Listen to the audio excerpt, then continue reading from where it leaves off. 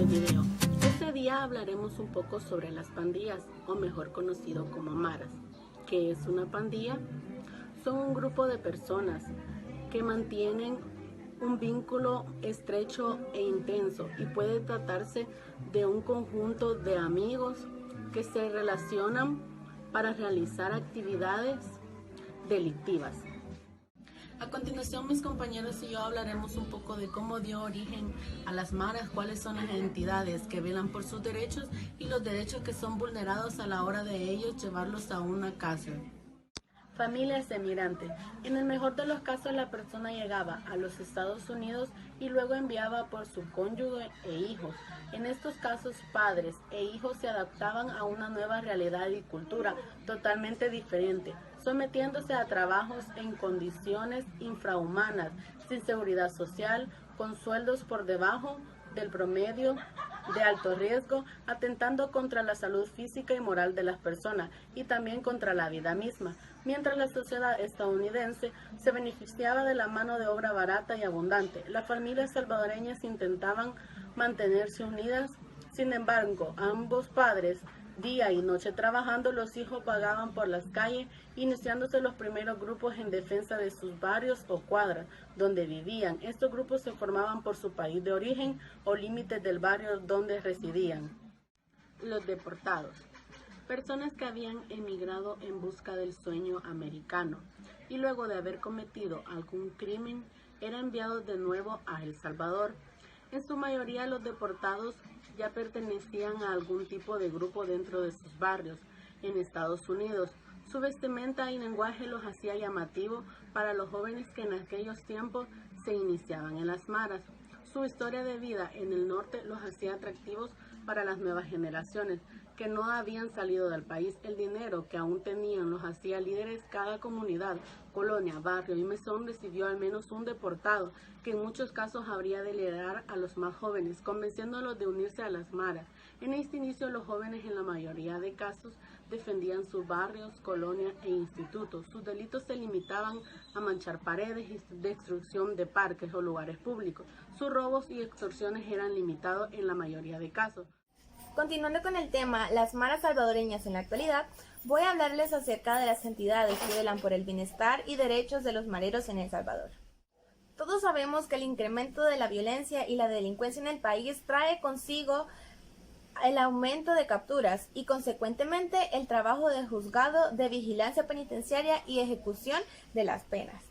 Los pandilleros representan la tercera parte de la población penitenciaria de El Salvador y por lo general se resisten a participar en los programas de rehabilitación para poder obtener beneficios. Y es que únicamente son 11 los juzgados que concentran la custodia de derechos y cumplimiento de la pena de más de 40,000 prisioneros en El Salvador, lo que tiene en manos arriba a secretarios, jueces y colaboradores jurídicos por la cantidad de trabajo que esto les demanda. Y es que cada reo tiene su propio expediente, que refleja el delito o los delitos cometidos y la pena que deberá pagar en prisión. Y se debe vigilar que cada uno de ellos goce de sus derechos humanos dentro de la cárcel y los programas en los que están inscritos, ya sea de rehabilitación o de inserción, que la ley se hará cargo. Y es que este es el trabajo de los jueces de vigilancia penitenciaria y ejecución de la pena y sus equipos de colaboradores. En cada juzgado, que por lo general consiste de un juzgador, un secretario y un equipo de más de 8 abogados. Cada uno de ellos consta con un cúmulo de expedientes en su escritorio y el espacio no es suficiente para solventar tantos expedientes. Es por esto que casi siempre solemos ver la acumulación de expedientes en estos lugares. Un juzgado tiene a su cargo miles de reos bajo su responsabilidad, que pueden ser de un solo centro penitenciario o de diferentes centros penitenciarios. En todos estos casos, la ley les manda a vigilar que no hayan vulneraciones de los derechos de estos reos y que cada uno de ellos tiene derecho a la salud, educación, que no haya tortura dentro de los centros penales y que estos tengan las condiciones de salubridad adecuada y control de encerramiento, entre muchos otros. Sin embargo, varios jueces consulados han aceptado y reconocido que no se cumplen en su totalidad muchos de estos derechos, ya sea de salubridad e infraestructura, simplemente por la falta de presupuesto. Además, teniendo en cuenta que la población penitenciaria varía de un día a otro, ya que por el comportamiento se estima que ingresan el triple de los que salen.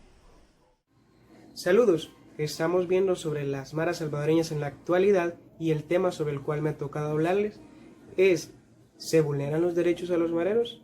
Los defensores de los derechos en nuestro país, El Salvador, han denunciado últimamente la violación de los derechos a los privados de libertad en nuestro país, y en dichos centros penales se ha asegurado que se han llegado hasta los actos de tortura.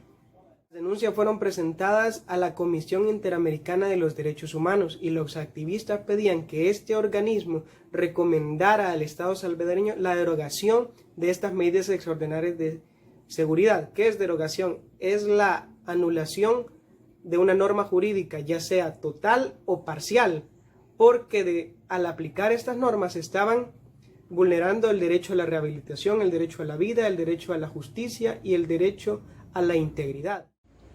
No obstante, la representación del Estado salvadoreño defendió estas medidas debido a la disminución de homicidios, de criminalidad y de financiación de los grupos delictivos. A lo que los defensores de los derechos humanos argumentaban que dentro de las cárceles se daban golpizas, torturas, que se les reunía y se les tiraba gas lacrimógeno, que las citas con los abogados eran de 5 a 10 minutos máximos y ni hablar de las graves condiciones de salubridad.